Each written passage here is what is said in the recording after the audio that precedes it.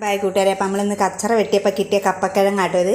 ഞാനത് ഇങ്ങനെ നൈസാക്കിയിട്ട് ചൂടുവെള്ളത്തിൽ പോയി കൈയിട്ട് ഇതുണ്ടോ, വെള്ളം ചൂടായില്ല വിചാരിച്ച് കൈയിട്ടതാണ്. കൈ ഇപ്പോൾ പൊള്ളിയാലേ അത് ഇങ്ങനെ നൈസായി അരിഞ്ഞിട്ട് തിളപ്പിച്ച് ഊറ്റാൻ വെച്ചിട്ടുണ്ട്. അത് തിളപ്പിച്ച് ഊറ്റിയിട്ട് നമുക്കൊരു സംഭവം ചെയ്യാം കേട്ടോ. ഇത് വേവട്ടെ കൂട്ടുകാരെ. നമ്മുടെ കപ്പ അതാ, ഞാൻ വിചാരിച്ചത് വേവൂല കളുകളുന്നുണ്ടാവുന്നു, പക്ഷേ നല്ലോണം വെന്തു കേട്ടോ. ഇനി നമുക്ക് അത് കടുക് പൊട്ടിച്ചെടുക്കാം. അതിലേക്ക് ഞാനിതാ ചട്ടിയിലേക്ക് കുറച്ച് എണ്ണ ഒഴിച്ച് കൊടുത്തിട്ടുണ്ട്. എണ്ണ ചൂടാകുമ്പോൾ അതിലേക്ക് ചേർക്കാനിതാ ചെറിയുള്ളി ഒരു സബോള എടുത്തേട്ടോ. ഒരു സബോളയും വെളുത്തുള്ളിയും കൂടെ ചതച്ചെടുത്തിട്ടുണ്ട്. കുറച്ചും കൂടെ കടുക് കുറച്ച് തോന്നിട്ട് ഇനി അതിലേക്കിതാ കടുക് ഇടുന്നുണ്ട് കേട്ടോ.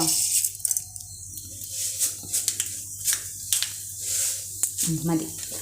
അപ്പോൾ കടുക് തോനെ ചേർക്കാൻ നല്ല ടേസ്റ്റ് ഉണ്ടാവും. കറിവേപ്പില അതിനകത്ത് പറിക്കാനില്ല, എല്ലാം ഉണങ്ങി മുരിഞ്ഞു പോയി. ഈ പറിച്ച് കഴിഞ്ഞാൽ ഉള്ളതും കൂടെ നാശാവും. അതുകൊണ്ട് ഞാൻ കറിവേപ്പില പറിച്ചില്ല.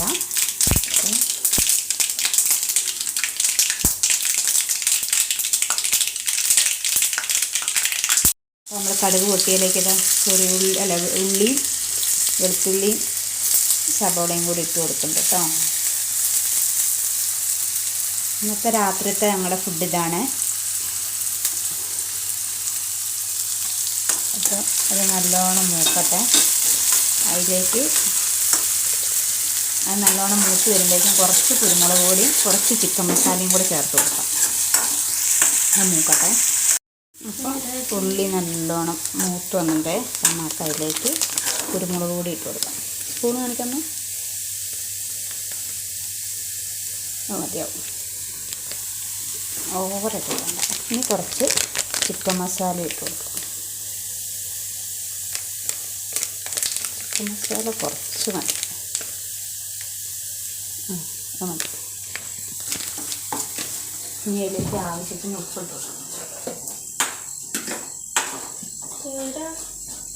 ഇത്രയല്ലേ ഉള്ളൂ, അപ്പോൾ ഇത്ര ഉപ്പ് മതിയാവും കേട്ടോ.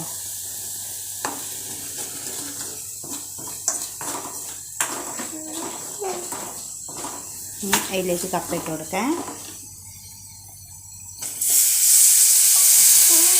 ഞാൻ വിചാരിച്ചത് കള്ളുന്നിരിക്കുന്നു, പക്ഷേ ഇത് അങ്ങോട്ട് പാല് പോലെ ആയിട്ടോ. വെന്തിട്ട് അയ്യോ മഞ്ഞപ്പൊടി ഇട്ടില്ല, കുഴപ്പമില്ല. മഞ്ഞപ്പൊടി കുഴപ്പമില്ല. നല്ലോണം ഒന്ന് മിക്സ് ചെയ്ത്. അപ്പോൾ നമ്മുടെ കപ്പ ഇവിടെ റെഡി ആയിട്ടോ. നോക്കിയോ, ഇത് ഒന്നും ഇടവിടാതെ ഒന്നിനോട് മുട്ടാതെ ഇരിക്കുന്നതായിരുന്നു വിചാരിച്ചിരുന്നത്.